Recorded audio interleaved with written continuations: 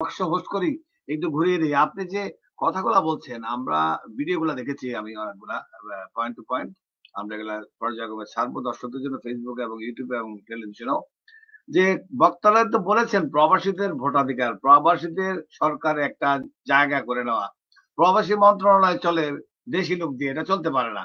আপনার এই দাবি বা আমাদের এই দাবি অনেকেই কিন্তু একমতের মতো হয়েছেন, প্রায় 4-5% করে।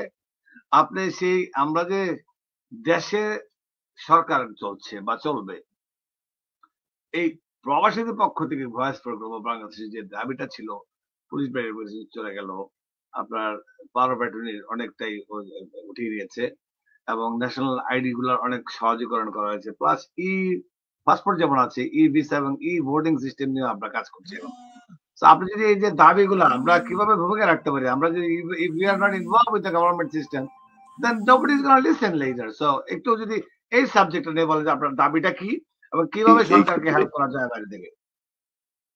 জি জি জি একে তো সবগুলা রাজনৈতিক দলের নেতৃবৃন্দ সুন্দর বক্তব্য রেখেছেন, এক ঐক্যমতের কথা বলেছেন ওই দিন বিকেল বেলা বা সন্ধ্যার দিকে। দ্বিতীয়ত প্রত্যেকেই স্বীকার করেছেন প্রবাসীদের অবদানের কথা, এবং এই প্রসঙ্গে এইটাও বলতে হয় ইন্টারিম গভর্নমেন্টের প্রফেসর ইউনূসকে ধন্যবাদ জানাতে এই প্রথম উনি প্রবাসীদের অনেক বেশি সম্মান দেখিয়েছেন এবং বলছেন ভোটাধিকার এবং ভোটের ব্যাপারটা নিশ্চিত করেছেন উনি, ভোটের ব্যাপারটাও নিশ্চিত করেছেন, বলেছেন যে এবং প্রত্যেকটা হাই কমিশন এমবেসিতে নির্দেশ পাঠিয়েছেন। কিন্তু আমি যেটা বলতে চাই, আমাদের ওই প্লেনারিতে প্রত্যেকটি নেতৃবৃন্দ তাদের বক্তৃতায় বলেছেন যে প্রবাসীদের শুধু অধিকার না, প্রবাসীদের রাষ্ট্র পরিচালনার ক্ষেত্রে অধিকার দিতে হবে। আমার যদ্দূর মনে পড়ে মুফতি সাখাওয়াত হোসেন সাহেব তার বক্তব্যে বিএনপির মঈন খান এবং হেফাজত জামাতের আমির ডক্টর শফিকুর রহমানের পরে পরেই উনি স্টেজে এসেছিলেন। উনি বিশদভাবে বলছেন যে উনি ওই সংস্কার কমিশনে আছেন যেখানে প্রবাসীদের অধিকার নিয়ে কথা বলা হচ্ছে। ওনারা বলছিলেন যে রাষ্ট্র পরিচালনার ক্ষেত্রেও আমাদের একটা দাবি আছে, এবং এটা 5 ডিসেম্বর 2024 ভয়েস ফর গ্লোবাল বাংলাদেশের নেতৃবৃন্দ প্রায় 31 জন ইউনূস সাহেবের সঙ্গে দেখা করেছিলেন, ওখানে লিখিত বক্তব্য আছে। কাজে আমরা বলছি আমরা 10% চাই, এটা তারা বিবেচনা করবেন এবং রাষ্ট্র পরিচালনার ক্ষেত্রে, এবং যে অ্যাসেম্বলি আপার হাউস লোয়ার হাউস করেন, প্রবাসীরা সারা বাংলাদেশের 1/10 মানুষ প্রবাসী, 1,50,00,000 অথবা 60 লক্ষ, এবং আমাদের পাঠানো টাকায় বাংলাদেশ গত ফেসিবাদ সরকারের সময় শ্রীলঙ্কা হয়নি। কাজে আমাদের এত বড় অবদান, মুক্তিযুদ্ধে যে অবদান, এগুলা মনে করে এবং আমাদের দেশকে ভালোবাসার যে প্রমাণ আমরা বারে বারে দিচ্ছি, সেই জন্য তা আমরা এটা চাই। এবং তারই রেশ ধরে ভোটাধিকারও এসছে। এই সরকার ইন্টারিম গভর্নমেন্ট এই ভোটাধিকার বা আইডি কার্ড করার ব্যাপার সহজকরণ করেছেন, সেটা বাবু এইমাত্র বললেন।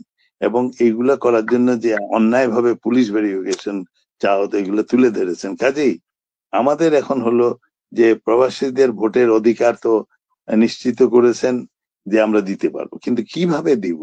আমরা এতজন বাইরে থাকি, এই আমেরিকা এবং কানাডা এবং UK, Malaysia, Saudi Arabia, middle east ইত্যাদি।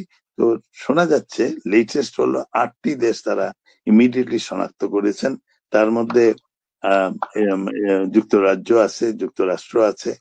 এবং আমরা কিভাবে ভোট দিব? আপনি শরাফত হোসেন বাবু এইমাত্র বললেন যে অনেকগুলো ফর্মে আলোচনা হচ্ছে যে এটা কি পোস্টাল ভোট দেওয়া হবে না প্রক্সি ভোট দেওয়া। প্রক্সি ভোট আমরা মানি না, কারণ আমি আমার কাউকে দিলাম দেশে এমনি আমাদের প্রবাসীদের জমি তাদেরই ভাই বোন আত্মীয় স্বজনরা লুট করে নিচ্ছে। কাজেই এখন আপনি দেশে কাউকে প্রক্সি দিলেন, সে কাকে ভোট দিবে আপনার মন মতো নাও দিতে পারে, এটা আউট অফ কোয়েশ্চেন। বাকি রইল পোস্টাল, এটাও একটা প্রবলেম। এখানে আমাদের একটা সাজেশন আছে, যেসব দেশে লাইন ধরে ফিজিক্যালি ভোট দেওয়া যায় না, যেমন মিডল ইস্টে লোক বাইরে জমায়েত, এটা ওইসব দেশ খুব কন্ট্রোল দেশ। ডেমোক্রেসি যেমন আমেরিকাতে বা বিলেতে আছে, ওইসব দেশে ওরকম নাই। কাজেই তারা একটা ফর্মে ভোট দিতে পারেন। সেই জন্য সরকার নতুন, আমাদেরও চেষ্টা থাকবে, আমাদের মধ্যে, আমাদের ভয়েস ফর গ্লোবালের মধ্যে এমন সব ব্যারিস্টাররা আছেন যারা ওই সময় দেশে ছিলেন, তারা এই বিষয়ে অভিজ্ঞ, এবং আমাদের ক্ষমতা আছে ওয়াশিংটনে, নিউ ইয়র্কে, লন্ডনে, সেই ব্যাপারে আমাদের যথেষ্ট এক্সপার্টিজও আছে। তো মিডল ইস্টের ভাইদের জন্য হয়তো ভোটিংটা হতে পারে। কিন্তু আমরা আরেক ধাপ এগিয়ে যেতে চাই। আমরা বলতে চাই, যেমন মনে করেন আমি যদি ইউকের কথা বলি, এখানে আছে লন্ডনে হাই কমিশন, বার্মিংহাম, ম্যানচেস্টার। আমাদের লোক সংখ্যা যতই থাকুক, বাংলাদেশ থেকে যদি নির্দেশনা দেওয়া হয়, হাই কমিশনার এবং ডিপটি হাই কমিশনাররা দায়িত্ব নিয়ে ওই দিন ফিজিক্যালি ভোট নেবেন, এটা অসম্ভব কিছু নয়। আমাদের এখানে অনেক এক্সপার্টিজ, অনেক কমিউনিটি লিডার আছেন যারা তাদের মেধা দিয়ে জনগণের আস্থা অর্জন করছেন, তারা সাহায্য করতে পারেন। এটা ফিজিক্যালি আমেরিকার পক্ষে সম্ভব, ডেমোক্রেটিক কান্ট্রি, ওয়াশিংটনে সম্ভব, নিউ ইয়র্কে সম্ভব, লন্ডন, ম্যানচেস্টার, বার্মিংহামে সম্ভব। কাজেই আমরা প্র্যাকটিক্যাল সাজেশন ইন্টারিম গভর্নমেন্টকে দেওয়ার সময় এসে গেছে, কারণ তারা ইলেকশনের ডেট নিয়ে ইসি কে প্রস্তুতি নেওয়ার কথা বলছেন। কাজেই ইলেকশন কমিশনার, চিফ ইলেকশন কমিশনারকে আমরা ওই সময় চিঠি দিয়েছি, ফেব্রুয়ারি মাসেও চিঠি দিয়েছি, এই বছরের ফেব্রুয়ারিতে চিঠি দিয়েছি, কি কি পদ্ধতিতে এটা একটা ফর্মুলা সব দেশের জন্য সম্ভব নয়। যেমন আমি উদাহরণ দিলাম যে মিডল ইস্টে এইভাবে লাইন ধরে যে ভোট দেওয়াটা, কুয়েত বা আবুধাবি, এরা রাজি হবে না, তাদের জন্য একরকম। কিন্তু বিলেত আমেরিকা ডেমোক্রেটিক কান্ট্রি, ভোট দিয়ে, এবং এখানকার পুলিশরা অত্যন্ত সচেতন, এখানে কোন রকম ভোট রিগিং বা কোন রকম উশৃঙ্খলা হওয়ার কোনো স্কোপই নেই। কাজে এইসব বিষয়ে কথা বলার সময় আসছে। আমি এই মুহূর্তে বলতে পারি আমাদের যে জাজ টিম, যেখানে ব্যারিস্টারদের টিম আছে যারা সংস্কারের এই পার্টিকুলার টপিকসে হেল্প করেছেন, তার মধ্যে অগ্রণী ভূমিকা নিচ্ছেন ব্যারিস্টার নাজ খসরু এবং ব্যারিস্টার নজির আহমেদ সাহেব, সঙ্গে ব্যারিস্টার জামি আছেন। এরা ডিসেম্বর মাসে ইউনূস সাহেবের সঙ্গে যে টিম, শরাফত হোসেন বাবু সেটাই ছিলেন এবং লিড ভূমিকা পালন করেছেন। তারা এটা প্রস্তাবগুলো দিয়ে এসছেন। কাজেই এখনো এরা চাইবেন। এই কদিন আগেই আমাদের